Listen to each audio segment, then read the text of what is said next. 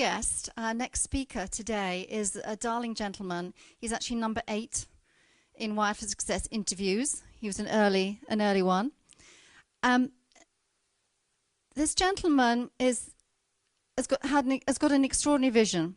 He comes from a background of an ex-Michelin chef, but I think he got a little tired of feeding a lot of people very expensive food and found that there was a calling to feed those that were really hungry for food and had nothing. And he's written a book called Feeding People. It's about his journey from chef to philanthropist, social entrepreneur, alchemist. And Leon's passion is in this charity called Fill the Cup. He's been traveling the world making a documentary about this story. It's his desire that everybody become more connected and understand that there are different kinds of hunger. The children in the third world countries are hungry for food, but we are all hungry too. And I think that we've discovered that today in this room. You can be hungry for more things than food. So he is traveling the world, sharing his message. He's a speaker, he's an author as well, as you see this fantastic book. So I would like to welcome onto the stage a man that's going to share with you lots of information about health and vitality. I'm hoping he'll tell the story about the man that both he and I know, William Whitecloud, who cured himself of being close to dead with cigars and red wine. So he has some amazing stories to tell. So please, will you welcome the amazing Leon Aarts.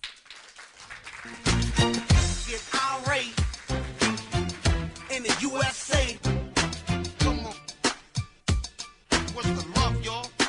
Where is the love? Where is the love? Where is the...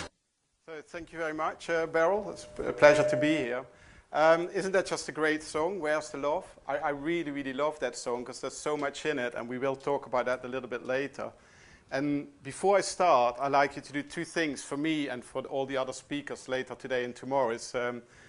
First thing is to be fully present, so as if nothing else goes on outside this room, and with fully present mean be in the moment, or like Eckhart Tolle says, in the now. And the second thing is have your heart fully open, because if you have your heart fully open and you're in the present moment, then magic will really happen, and you know that's something we talk about a lot this weekend. But if you can hold those 2 places, then you will really see that happen. So, as Beryl said, I've done many, many things in my life. Been a chef, a social innovator. I started Fill the Cup, which is my foundation. I'll tell you more about that later.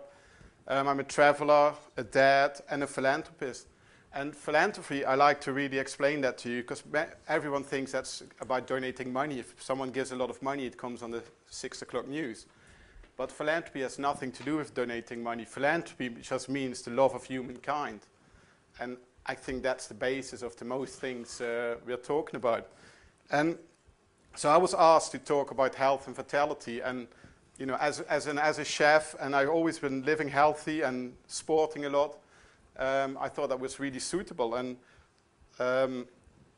you know, I'm also a very good swimmer and a keen cyclist, as I'm Dutch, you know, so we cycle everywhere, also here in London. And but in 2002, I got diagnosed that I had diabetes, and I didn't get it. I, you know, thought, how can that be? I live healthy, I know what it's all about, I sport, and the first thing they tell you then is that you have to change your diet.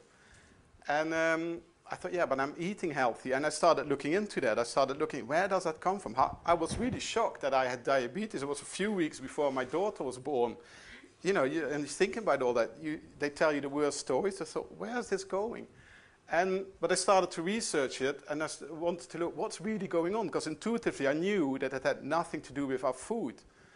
And what I found is that diabetes comes from, in general, it comes from grief. It's an emotional pattern. And eating the wrong food for our bodies, that also often has to do with I'm not worthy, I'm not good enough. That's also an emotional pattern. So I started to research that. Where does that come from? And why did I get it? And for me, it was grief. 7 years before I was diagnosed with diabetes, 95, my mother died. And that just shook my whole world, not only because she died, but we had a family business, and that just took all the foundations away. Let me see, the light is in my... So that took all my foundations away, and it shook my world, and all the complications with the family business, as you can imagine, when someone that important leaves all of a sudden. And thinking about that and seeing where, for me, my diabetes come from, I realized it got nothing to do with my food. Sure, that is part of it, but it comes from something very much deeper, and that took me on a journey. I started in 2002 of really finding myself, who I truly am. And on that journey, I discovered who I truly am and why I'm here, what my purpose is. And so, you know, being diagnosed gave me all that, and that was a wonderful journey. I'm very thankful for that. So I'm not ill anymore. I just diet controlled, so I eat still very healthy. But taking the emotional charge away, my blood sugar levels all of a sudden were near perfect. So where's the clicker? So what I'd like to do to you today is not talk about health and vitality. I want to take you to talking beyond health and vitality. So not about raw food, fitness regimes, cleansing methods, or numbers of vitamins. Is that all right with you if we talk a little bit more and take it a bit deeper than just talking about our own food and health regimes? Yeah? Okay. So we're going to explore where that actually comes from, because I truly believe we talk a lot about the health and vitality and what that means for us and what we can do, but I think there's something a lot bigger going on. I truly believe that everything is interconnected, and our interconnectedness, our own health, but also the health of us here in this room, everyone in London, your family, your friends, has something a lot bigger going on, because we're going to look at the challenges we have in this world at the moment and how they affect our health and vitality. And by seeing who we truly are and how we connect it, I believe we can solve all these problems. So let's have a look which challenges we have in the world. So oil spills, terrorism, these are forests which, this is the problems we get with acid rain, earthquakes. So who thinks that, and the list goes on, who thinks that these problems are all on their own and different problems? Who thinks they're different problems? Or who thinks they're all related with each other?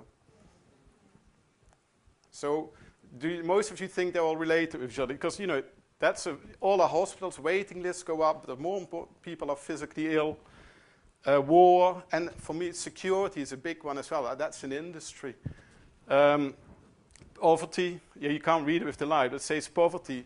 All the kinds of poverty we have in the world. And this last photo, for me, that shows our interconnectedness, because that's what we lost. We don't see each other anymore for who we truly are and how we're all interconnected. So what I'd like to ask you first is, do you know how special you are? Do you know how small the chance is for you to be here alive today on this planet, or even be in this room? Who has an idea? Think about that. How small are the chances for us to be here? So that's how special we are, because all of us are here. We showed up. What do you think that is? 1 in 1,000? 1 in 100,000? 1 in a million? Who has an idea? How small are those chances for us to be here alive in this room?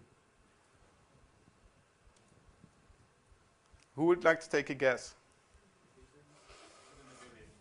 1 in a billion? You? 5 million? It's higher. Anyone else? 100 million. 100 billion. No, it's even a lot more than that. It's 1 in 400 trillion. So that's a 1, that's a 4 with 14 zeros behind it. That's how small the chances are for us to be alive right now, right here. So that's how small it is. Think about that, because what I'm talking to you today it's a conundrum, and a conundrum is a problem where you can't think your way out. You have to feel your way out.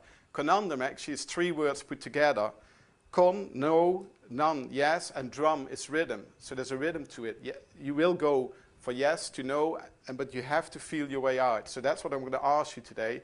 So now you know that the chances for us to be here today alive are so small. How does that make you feel? So how does that make you feel? Sorry? Connected, yeah? Yeah, we've forgotten, haven't we? Most of us have forgotten how beautiful. We live in our own little world, and especially in London, we're all so busy, we've forgotten how beautiful it really is. And even here in London, there's lots of beauty. And everything is interconnected with each other. So let me ask you this. So now we know how small the chances are and what beautiful planet we live on. Who knows how many ancestors you had 500 years ago? How many people did have to come together and be old enough to have babies for you to be here today? How many people would have to come together 500 years ago in order for you to be here? And let's say there's a generation every 25 years, and that you're about 50 and your parents 75, your grandparents 100. So who has an idea how many people that would be? How many people would have to come together 500 years ago?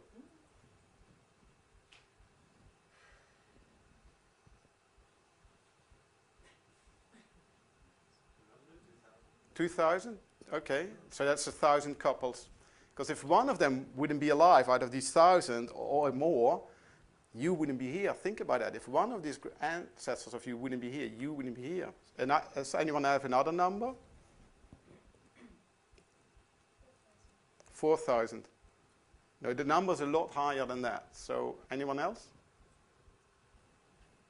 So let me help you. So you got 2 parents, 4 grandparents, 8 great-grandparents. They would be 125. If you do that every 25 years, 500 years ago, 524,288 people had to come together, live long enough, be alive, and have a child in order for you to be here. If one of them wouldn't live long enough or wouldn't come together, you wouldn't be here today. Think about that for a second. That's how special we all are. If one of them wouldn't be here, you wouldn't be here. And actually, the number from now till 500 years ago is double that. It's 1,048,576. Because 2 plus 4 plus 6 plus 8 plus 524,288 makes that number. How does that make you feel? Anyone? How does that make you feel? Amazing. That's how special we all are. Anyone else? Speechless. Speechless? Yes, Yeah. quiet. Thank you. Anyone else? Grateful, yeah. Thank you. So, these are my children. And this photo is old now, but that's my favorite photo. 13 years ago, I was living in Amsterdam with my wife, and I was really busy. She was pregnant with Otis, and I was really busy running my business. I thought running my business, you're solving problems all the time. Then all of a sudden, she was pregnant, and we wanted that very much. And sure, as a man, I was helping with choosing the pram. I painted the room. But it's still a little bit far removed from you, isn't it, as a man? If I'm really honest, I was sort of happy that I couldn't get pregnant, but she could. That there was not a baby growing in my stomach. And so I was helping out and running my business. And I made all the excuses, for example, not to go to maternity yoga, which everyone in Amsterdam does.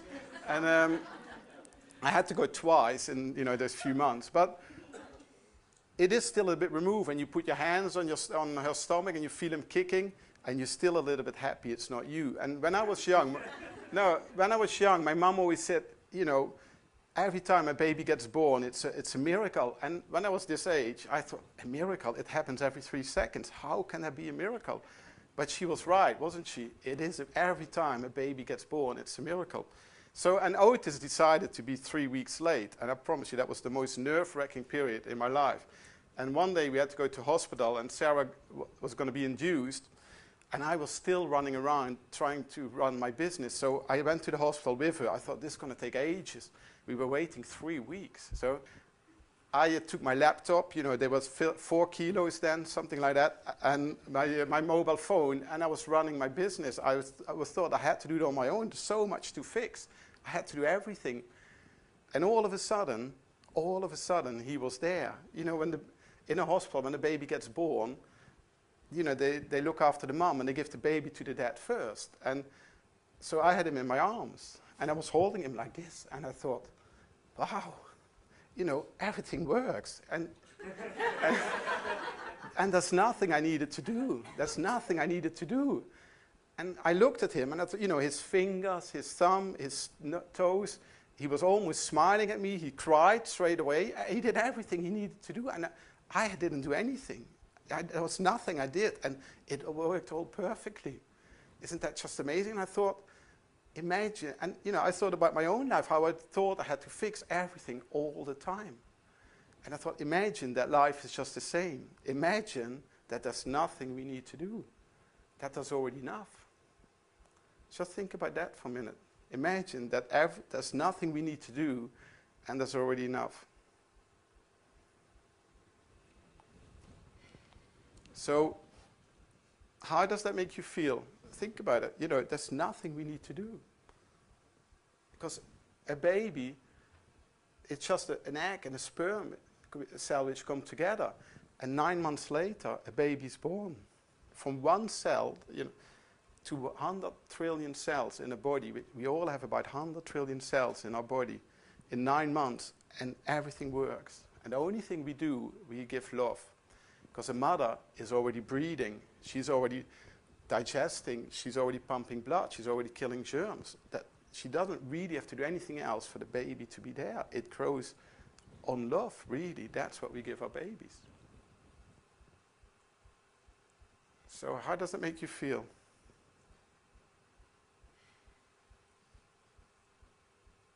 Anyone? What are you all thinking? Emotional, yeah. Anyone else? Feel very special. Special, yeah. I just think it's a damn shame we don't remember that time of our lives, actually.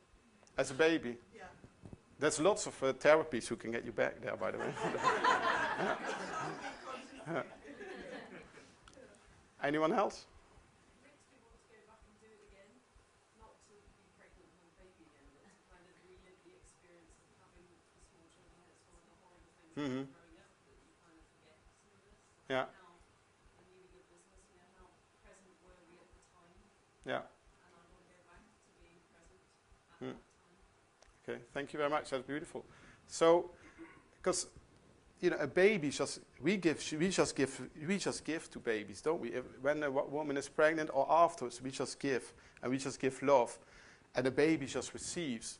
And now in life, you know, we talk about giving and receiving a lot, and a lot of people say, I can't give because I need to receive first. So this is the chicken of the egg question. What's there first, giving or receiving? Do we need to receive first before we can give, or do we need to give first? What do you think? Give first. So you need to receive. You know, sorry, you said give first. Yeah. Anyone else? Who thinks receiving comes first? You think it depends on the situation, and you think receiving comes first. In order for a person to know what it means to give, they need to experience the act of receiving. Mm-hmm. Okay. So I believe, you know, how does it look like when I want to give something to you? How does that look like? So I want to give something to all of you, and you want to receive. Show me how would your gestures be if you receive? How does that look like? You will be waiting. Who's going to give? Who's going to receive? Once you're going to give, not thinking about something that you're going to get back, you're just going to come all natural. The other person, once you lift your hands to hug somebody, they will hug you as well. Mm-hmm.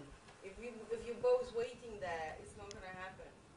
No, but if I have something for you and I do like this, I give it to you. What do you do then? I'll go, thank you, and Yeah. I will hug you for that. So giving and receiving, the gesture is exactly the same, isn't it? Of course. Yeah. So giving and receiving is exactly the same. I believe we need to give first because we already receive. I explain that in a second. And in order, when we give, you know, we have our hands open, and the more you give, the more you receive. It's as simple as that. So if you want to receive more, the only thing is give and open you up. Because people who say, I can't give more because I don't have a lot, I can't receive, they hold their arms, I can't give more because I can't, I don't have more. Well, they can't receive more. It's as simple as that. Life is really simple. If you can't give more, you can't receive more. So the only thing you have to do is, open up and be 100% love, really. Just like the sun. That's what the sun does. The sun just gives. all the time. It stands there and gives all the time. The sun doesn't say, I give to all of this side of the room and not to you, because you've been good and give back to me, and I haven't heard from you, or you have done something to me. The sun just gives, doesn't it? It just gives. And we're all, yeah? So it's really interesting because I don't know if it's a British thing, but I think the British in particular are very bad at receiving compliments. Mm-hmm. And there are situations where people actually almost refuse the compliment by saying, oh, do you think so? Which is sort of like ungrateful, really. And I think it's something that's, like Tom was saying earlier, has been conditioned Mm-hmm. us from an early age. So I think there is a little bit of stuff that maybe needs to be worked through, certainly in the UK and in other places. I agree, yeah. Because, that's another talk, but the conditioning is on a personal level, family level, and even, cultural level, and many, many other levels. So, yes, you see that in cultures, that's right. But it's rude, isn't Yeah. it? If you don't accept the compliment someone's giving it to you genuinely, they are giving it to Yeah. you because they're appreciating what you're doing. If you say, oh, well, really, do you think so? And not really taking that, oh, I didn't think I was that good. Yeah. So, So, thank you very much. So, but I believe we all receive, and let me explain how that works, so we can only give. When a sperm and an egg come together, there's two cells, they merge into one. That's the only time that ever happens, that two cells merge into one. Then they start to divide, 2, 4, 6, 8. And in 50 divisions from that first cell, a baby is born with 100 trillion cells. But after 18 days, something happens. Scientists still can't explain what. But after 18 days, all of a sudden, the heart starts to beat. And then, from that moment on, and that's what this picture, I know it's very difficult to see it with the light, but this picture represents, from that moment on, you're connected to the divine, the matrix, the universe, love, whatever you call it, you're always connected.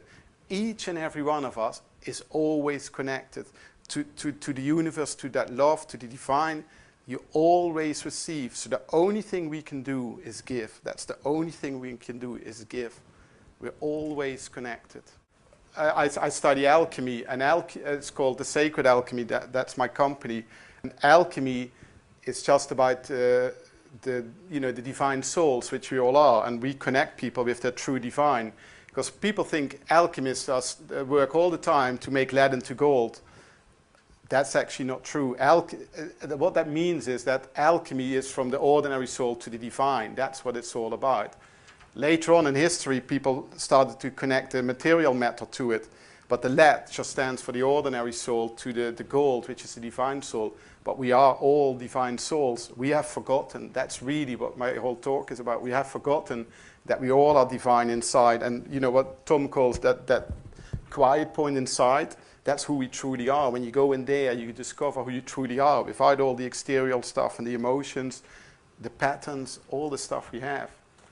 So now we know all this, everything we see around us, all these birds, the trees, this beautiful planet, these beautiful people, even this hotel room, the videos, everything you can see and know came from that first living cell that ever was on our planet.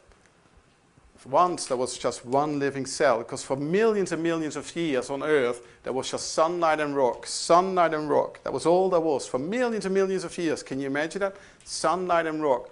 And out of that, all of a sudden, there was the first living cell. Everything we have on this planet, from the stunning nature to these beautiful people, came out of the first living cell. That's how we all connected with each other, because we all came. Everything must have come from that first living cell. And that's how interconnected we are. And, the atoms, which are built up, are the cells in our body, the cells in all the trees, the birds, everything in nature, they come from the atoms which cooked in the first stars in the universe. When there was the Big Bang, these stars, under dense heat and pressure, this fire, they cooked the atoms into dense matter, And then later life, those first stars in the universe, later life means millions and millions of years later, they exploded. They were at the end of their life. What happened? They threw their guts, the atoms which they built up of, they threw them over the whole of the universe. And those atoms, they built gas clouds, really. The next generation of stars, our own sun, our own solar system, was made out of those gas clouds. So we, our planet, and we are built out of the same atoms which were there right in the beginning of the universe. And that's how we're all connected with each other. Because if you look at the sky and you realize that you're in the universe, which we are, because in those atoms there was everything we need for human life. Oxygen, hydrogen, nitrogen, carbon, that was all there in those first stars cooking under dense heat. And those atoms are now in us and in everything around us. So think about that for a moment. So we are part of the universe. The universe is in us. Because one of the things we say in alchemy is, the first thing is we all stem from one, just one single projection. But the second thing is as above, so below. So as above, so below. If you look, this is an atom with its particle flying around it. So the particles fly around the center, as above, so below. If you look at this is a solar system with its planets circling around it. Isn't that just exactly the same? So how that works is, I don't know who here knows a little bit, follows, when a few days ago was full moon, and who follows astrology and that sort of stuff. When they say, the planets line up in a certain way, so that gives you certain emotions, it's not that the energy from those planets comes to you and gives you that emotion. What happens is the atoms in your body line up in exactly the same way. As above, so below. So many of these atoms, they form a cell. And a cell is a space defined by a wall. Basically, cell comes from Latin and means room. And there's many cells which are unicellular, like bacteria. They consist of one cell, or multicellular, like us humans. We consist of about 100 trillion cells. So our body, us, we're our cell as well, because it's defined by a wall, a space. So there's unicellular bacteria, but there's multicellular, like us, human beings, animals. Think of them, there's many. But a cell is not just a little space. A cell is a lot more than that. Each cell is unique. Each cell knows what to do immediately, has its own set of instructions, communicates with every other cell within the body where it lives. And it can take up nutrients, convert it into energy, and can actually do whatever it needs to do in order to fulfill its function. Because when a baby is born, how come that we know, 100 trillion cells, and they all know what to do with each other? How come that a human body can breathe, pump blood, make babies, play a piano, be God, communicate with other people around it, all those things, communicate with the universe? How can a human body do all that? Because that's only because there's an inter-intelligence in our bodies, and that inter-intelligence is consciousness, and consciousness is the intelligence of the universe. And that's what connects us all. We're always connected to the consciousness. And on these cells, so you got singular cell, but also multicellular. Our body is a cell. Our 100 trillion cells, they need to work together. They can't live without each other. That comes from nature. In nature, nature's an ecosystem is based on abundance and interdependence. Our body, for example, is exactly the same. Your liver, your kidney, that's a cell. And they work really well within the body. We need our liver and kidneys to work perfectly. Yet, if you put a liver on a table, it can't do anything, can it? It's a beautiful organ, but on a table not connected to us, it doesn't mean anything. And that's really what I would like to go to with you, because if you look at, we are cell, We are multiple cells, but we are one cell as well. Our humanity is a cell as well. Our humanity, 7 billion cells. And we work as above, so below. We work exactly the same as the cells in our body. We need each other. We can't cut part of us off. We can't part of our humanity, cut a whole nation or culture away.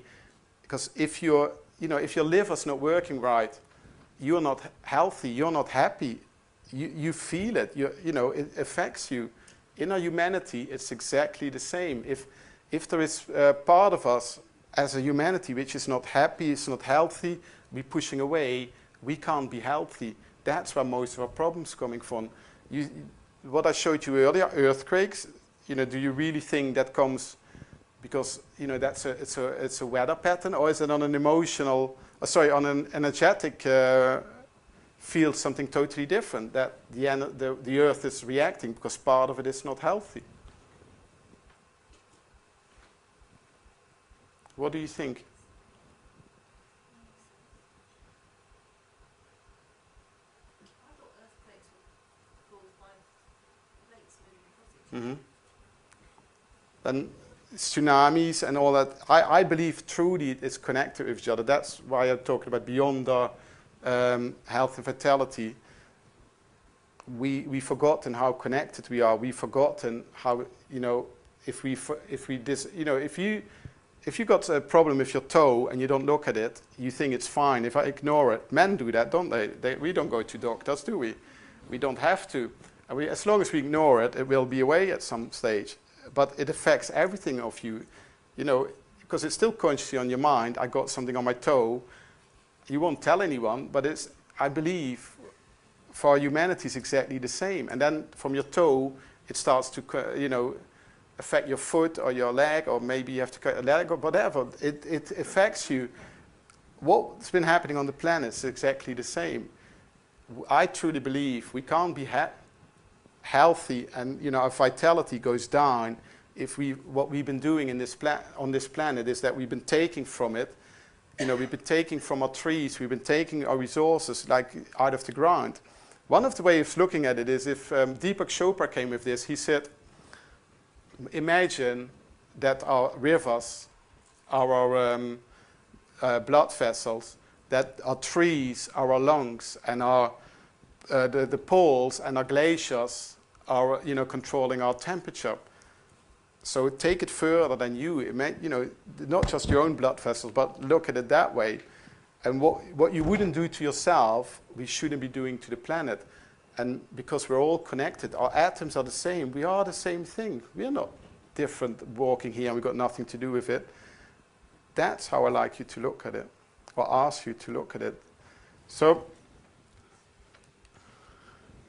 and now, I gave you all this. Then what is the purpose for us being here? Because I truly believe that everything has a purpose for being here. Each and every one, each and every cell in our body has a purpose and fulfills that purpose. With cells, we call it instructions, and they fulfill the instructions. Each and every plant and animal has a purpose. The only thing they do is to fulfill their purpose. They don't do anything else. We, human species, are the only ones who don't fulfill their purpose.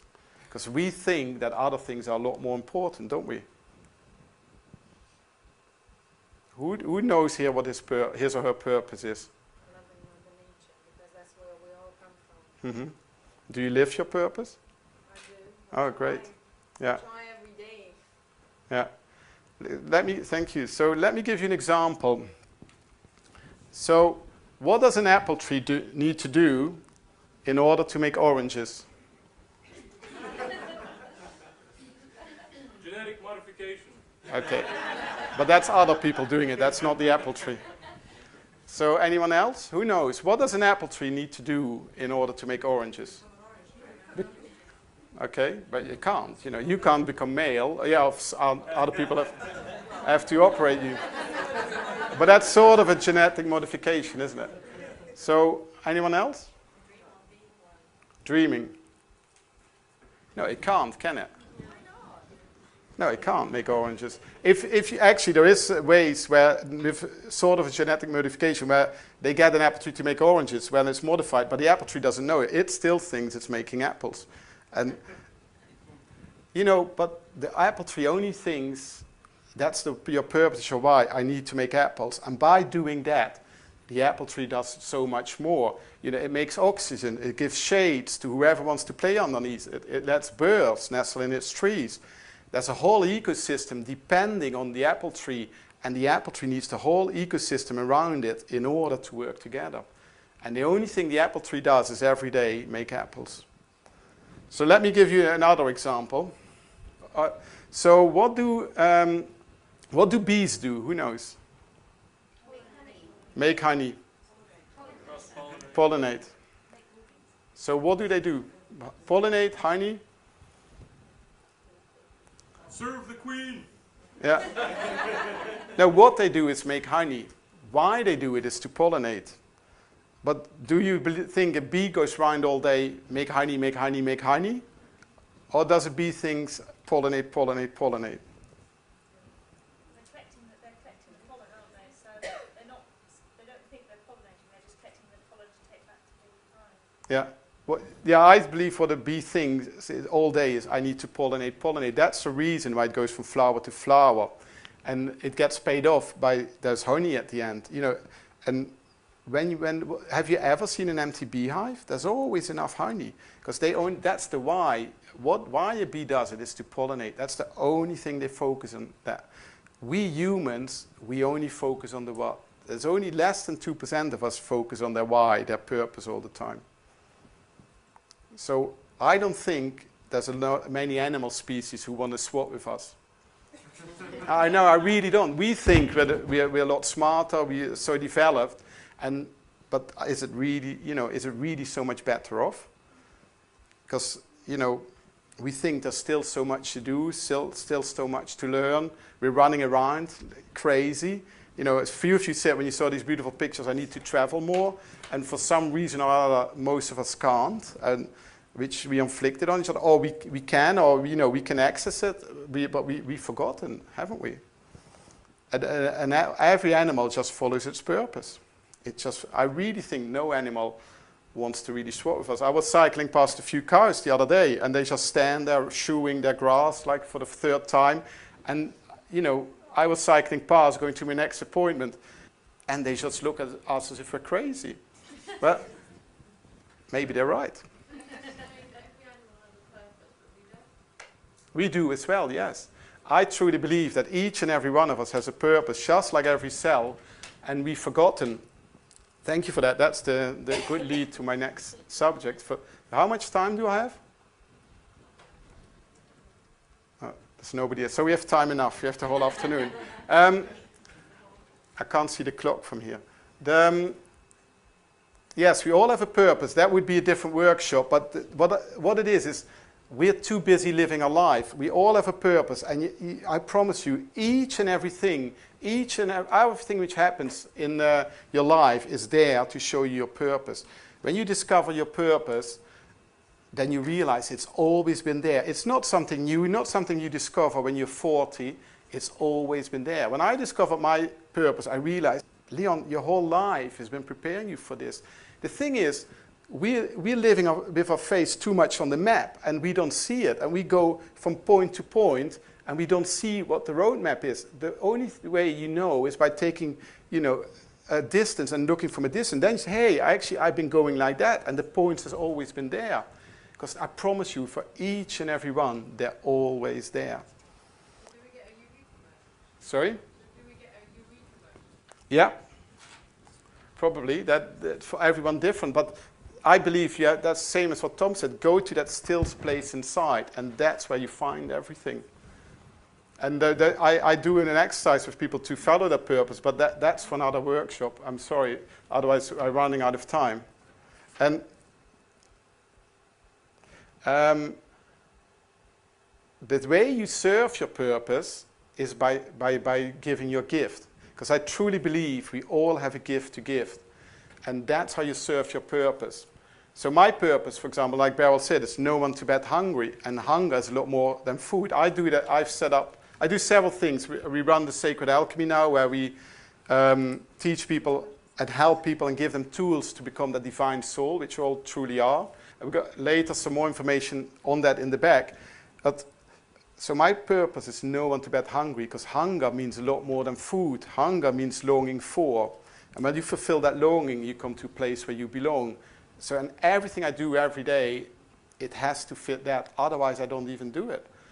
And when you start living your purpose, and you will still have challenges, but when you do that, everything you need will come in your way. Just like it is doing before, but we're just too busy living a life and we don't see it. So we all have a gift to give. And that's really easy to discover, because you live that all the time and we often don't see it. So who would like to know their gift? Okay, shall we do a little exercise? Okay, so can you sit in pairs? So choose a person next to you or someone else, preferably someone you don't know. So make yourself comfortable. So you have to sit face to face.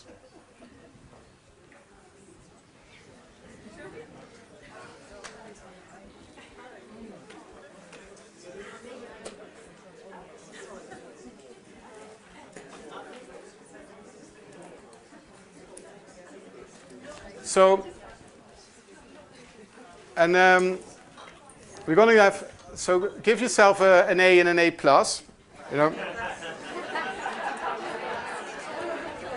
And the numbers A are going to share with the other, the numbers A are going to share with the numbers A+ what their gift is. So what you do is, I give you 3 minutes each.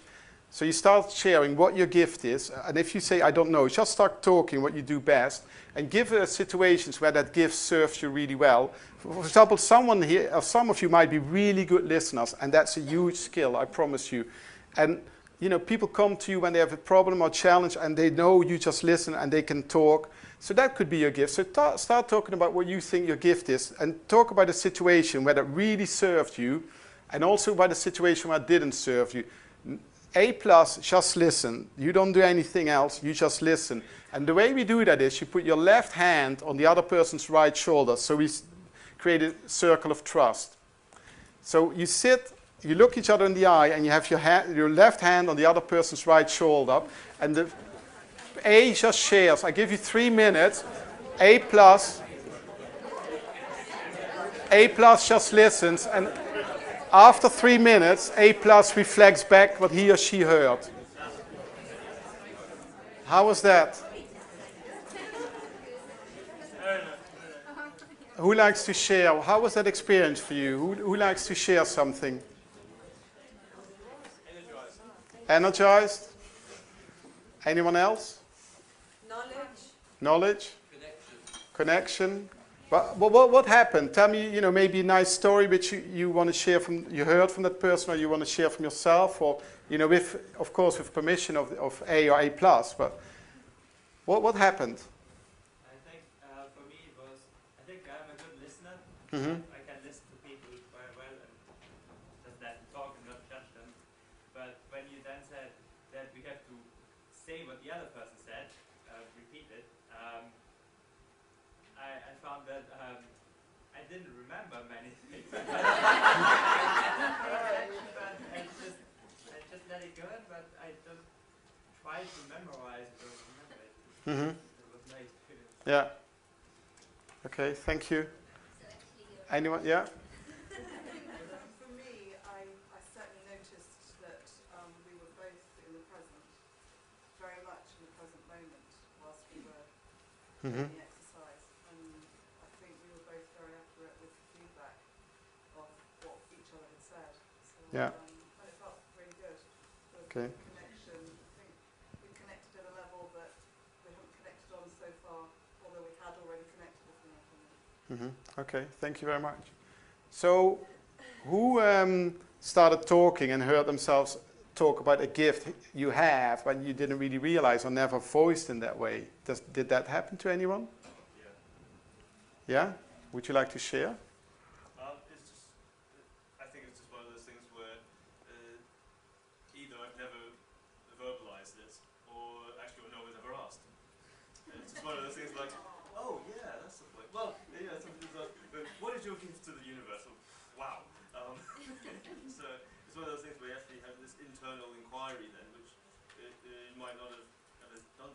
Mm-hmm. That's different. How does it make you feel? Curious. A bit more. Mm-hmm. Cool. Okay, thank you. Anyone else who likes to share? Yeah? I didn't really know what my gift was, but having talked it through with my partner here, she identified it, and I suppose, yes, I acknowledged then that perhaps that was my gift, and I hadn't really seen it. Thank you. So one more? We had a hard time figuring it out. Figuring your gift out. Yeah. Okay. So we're still kind of a little bit, we're not concluded. Mm-hmm. Yeah, yeah. You need a bit more time. Yeah. That's fine. Yeah, we did it very short and very quickly, but we don't have more time today. But it's don't you think it's a really powerful exercise? Really simple, and you discover things. And maybe one more share from someone when you heard someone feeding back to you that he or she told you things about you never saw, because being a listener and let someone speak, that's really powerful. And then hearing back what you actually said. Does anyone want to share that? How that was to hear that back to you?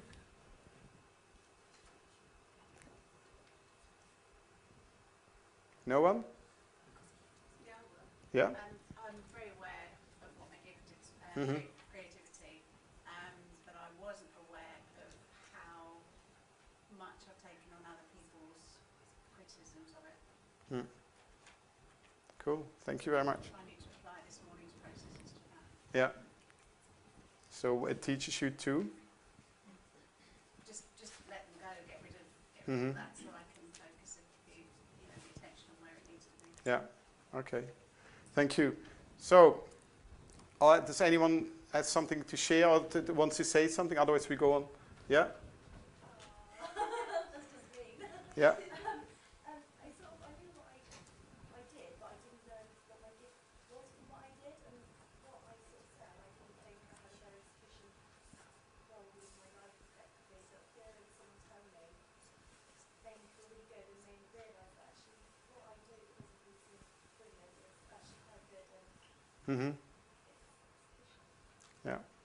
Okay. Thank you very much. So, what's the point of this exercise and the whole talk? How does it relate to health and vitality?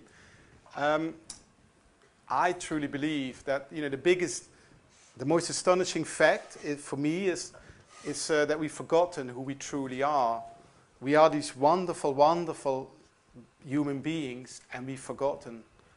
And for me, the most astonishing fact is that you just have to be you. That's the only thing we need to do. And that's what we've forgotten. And how do we become you? And Tom started it by going into that place inside, that quiet place where that's where reality is. Reality is not what we created here with all these buildings and everything and the emotions and the false perceptions and all that, what we created. Reality is in here. And in here we know. But how do you get to a place like that? Well, I always use this simple tool where I say there's three things, and that's very easy to remember. Truth, love, and service. So, and with truth, I mean 100% truth. I spent a day with a lady about 5-6 months ago. She trained under Neil Donald Walsh personally. And Neil Donald Walsh said to her, also about truth, absolute truth. And he said, not even white lies.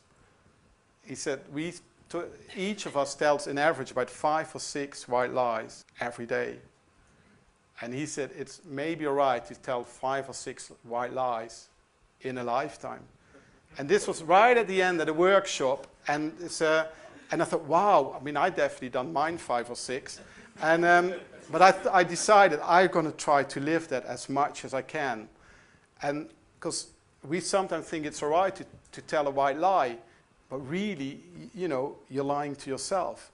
And I believe when you come from 100% from your heart, so from 100% love, then and you're 100% truthful, so to the other person and to yourself, you don't hurt anyone. It is the best thing to do. It's the way you say it, but 100% truth, that's very, very powerful. Because, when you give, you receive. When you give that, you get that back as well. it has to come from here, not from our false perceptions and our programs and things like that. But when it comes from your heart, from love, then it will serve you, and magic starts to happen. Love, I really believe, you know, love is the basic energy. Love is all there is. And we only have one choice to make in life. Who has an idea what that is? There's only one choice we have to make in life. Love ourselves. Sorry? Unconditionally, and unconditional love is only you're capable to feel for yourself, because you don't need to do anything to love yourself. Just Yeah. love yourself unconditionally. Yeah. So anyone else? Love It's or fear. love or fear, exactly. In every situation, make a choice. When you think, oh, what's happening here? Or choose love or fear. Make a conscious choice. Because often we step into fear. You know, how I'm going to pay for this, or you don't like someone's energy. But if you realize that we all stem from one, and we're all these special human beings, you know, which we saw, then you can maybe see that that person is on his or her journey with all the challenges that person has. But if you approach it from love, I promise you, you get totally different results. Because if you step into fear, that person will react to you. Because everything is energy. The way that works is, it's just like two magnets. If you have a positive charge or negative, let's say a negative charge to someone, that other person has that negative charge to you. What happens with two magnets who are negative? You can't get them together, can you? When you change the charge, what happens? It attracts. It's as simple as that. You change the charge. So love or fear, it's the only choice we need to make. And the third one, so love, truth, and service. The third one is service. Because I believe our purpose of being here is to serve the bigger whole. A life from ambition to meaning. That's I truly believe it's all about. So love, truth, and service. That's all it is about, in my opinion. Thank you. So, that's not one of mine, but. So, I was in Johannesburg for the last 3 weeks. I just flew back to be here today. And, you know, it's an amazing country. There's beautiful people there, and there's so much pain. It's unbelievable. You know, people think apartheid is finished about 20 years.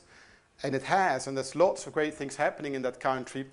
But about, you know, less than 100 years apartheid, Johannesburg is just over, I don't know, 120 years old. 3.2 million people.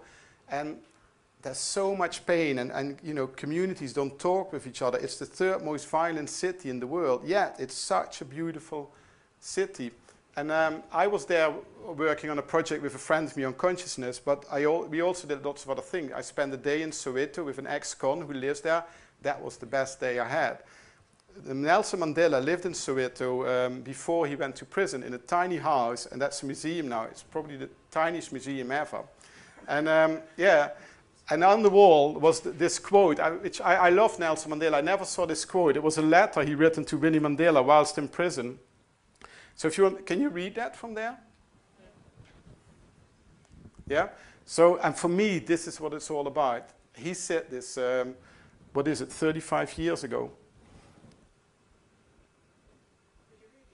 Yeah? In judging our process as individuals, we tend to concentrate on external factors, such as one's social position, influence, and popularity, standard of education, but internal factors may be even more crucial in assessing one's development as a human being. Humility, purity, generosity, absence of vanity, readiness to serve your fellow man, qualities within the reach of every human soul. And for me, that's really what it's all about. Aren't we all in this world really focused on the external factors? You know, what we think are wealth, or, you know, what's on your bank account, the amount of cars we have, the amount of holidays we can afford, or the job or the clothes we wear. But as soon as those external factors fall away, we don't know what to do anymore, do we? People get really upset. I always say to people, wealth is everything you have left after you lost all your money. And this boils back, this boils back down, for me, to what's it truly about. We have to see each other for who we truly are. And to round it up, what health and vitality, what we started on, I truly believe if we see each other for who we truly are again, get rid of the conditioning, then we can become healthy as a nation, as a humanity, but also as that part of nature which we are, as a planet, because it's all connected with each other. So how does that make you feel? More hopeful. More? More hopeful. Hopeful. Anyone else? Quite calming, actually. Calming. Yeah. Anyone else? Free. It is liberating. Yeah. If you go to that quiet place inside. Yeah. Less judgmental. Yeah. Thank you. Anyone on this side?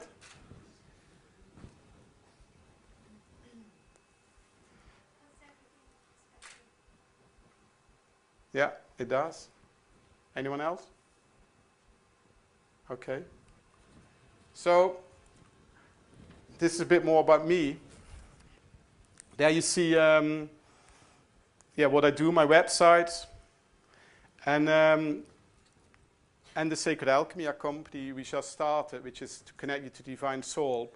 And Beryl asked me to say a little bit about William. William Whitecloud is a best-selling metaphysical author, and meta just means beyond, so beyond the physical. And he's written 2 books. They're just written stories about becoming, living a life, living beyond greatness. And he's coming to London. That's what we do with him, to do workshop, 3 hours in a weekend workshop in May. And I really recommend you come and see him. We connected because we both talk about alchemy, and he'd been studying it a lot longer than me. And it's really, just like Tom showed us this morning, really simple ways of getting rid of all those things and go to that core. William does it as a great way to go to your core and create everything you want for yourself. He calls it often beyond the law of attraction, because who here has heard about the law of attraction and tried to practice it? Did it work? No? Because there's something missing, isn't there? But we truly, truly can attract everything in our lives just like that. Because when I said earlier, that consciousness, the wisdom of the universe, if you imagine that the universe is in this room, so all the consciousness of the universe is in this room, you can just step into that just like that. Because we're all, like I said, we're always connected. Now, don't even doubt it. You're always connected. So you can, and then, whatever, from your purity you wish for can happen just like that. So that's, what we do, what William does. So thank you very much.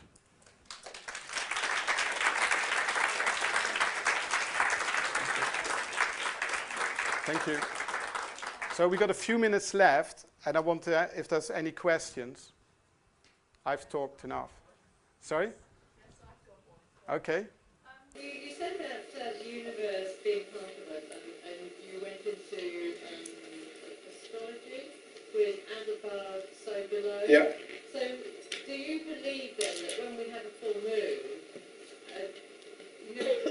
something may happen within us if we're so connected to the universe? Mm-hmm. And you believe what the astrology people say?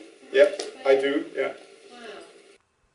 Well, let me give you an example. So, do you believe when it's full moon that changes the oceans? Yeah? So if we are 80% water, why would it change the ocean and not us? Yeah. Thank you. I work in a clinic where we have plastic surgeons coming to consult, and he actually said to me that from all his patients he can see who are very sensitive and are actually affected by the moon phases, because suddenly they get concerned about something and start writing him letters. And he was pointing like the people, it's all the time, certain people behave on a certain moon phases. When it's a young moon, they start writing, getting concerned about something or thinking what else they could do to improve their appearance. And he picked up on that. He said it's very powerful.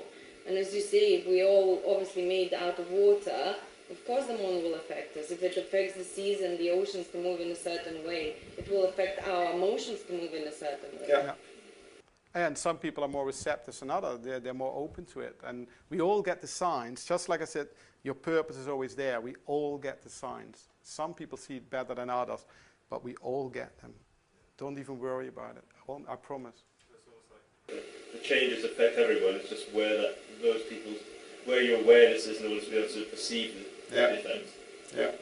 I mean, even the police force know that around the full moon there is a lot more trouble. They actually have more Yeah. signs because they know that around the full moon there can be a lot more trouble in the streets. Yeah, that's true. Because people's energy is very expansive. It's very much about reaching out. It's very much about partying and because of our culture, our drinking, drug culture, it does create a lot more trouble. Yeah. So it's well known even in the police force and hospitals as well. Of course, Yeah.